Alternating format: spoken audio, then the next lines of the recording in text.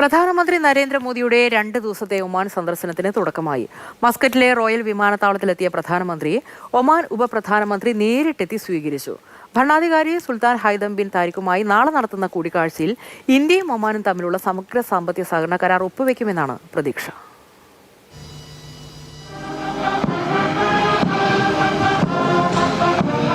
2 ദിവസത്തെ സന്ദർശനത്തിന് ഒമാനിലെത്തിയ പ്രധാനമന്ത്രിക്ക് വൻ സ്വീകരണമാണ് വിമാനത്താവളത്തിലും താമസിക്കുന്ന ഹോട്ടലിലുമെല്ലാം ലഭിച്ചത്.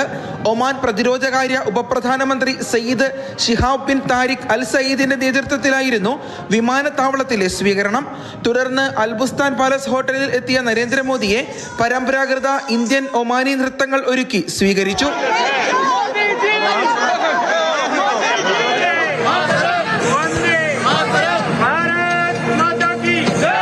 നാളെ രാവിലെ 10:30 ഇന്ത്യൻ സമൂഹത്തെ പ്രധാനമന്ത്രി നരേന്ദ്രമോദി അഭിസംബോധന ചെയ്യും. ഒമാൻ കൺവെൻഷൻ ആൻഡ് എക്സിബിഷൻ സെന്ററിലെ മദീനത്തുൽ ഇർഫാൻ തിയേറ്ററിലാണ് പ്രധാനമന്ത്രി ഇന്ത്യൻ സമൂഹത്തെ അഭിസംബോധന ചെയ്യുക. തുടർന്ന് ഒമാൻ ഭരണാധികാരി സുൽത്താൻ ഹൈതം ബിൻ താരിഖുമായി അദ്ദേഹം കൂടിക്കാഴ്ച നടത്തും. ഇരു രാജ്യങ്ങളും തമ്മിലുള്ള സമഗ്ര സാമ്പത്തിക സഹകരണ കരാറാണ് ഈ കൂടിക്കാഴ്ചയിൽ എല്ലാവരും ഉറ്റുനോക്കുന്നത്. പ്രതിരോധം, വാണിജ്യം, സംസ്കാരം തുടങ്ങി വിവിധ മേഖലകളിലെ സഹകരണം ശക്തിപ്പെടുത്തുന്ന ചർച്ചകളും കരാറുകളും കൂടിക്കാഴ്ചയിലുണ്ടാകും.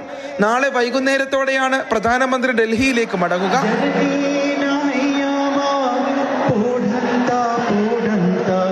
Mathrubhumi news, Muscat.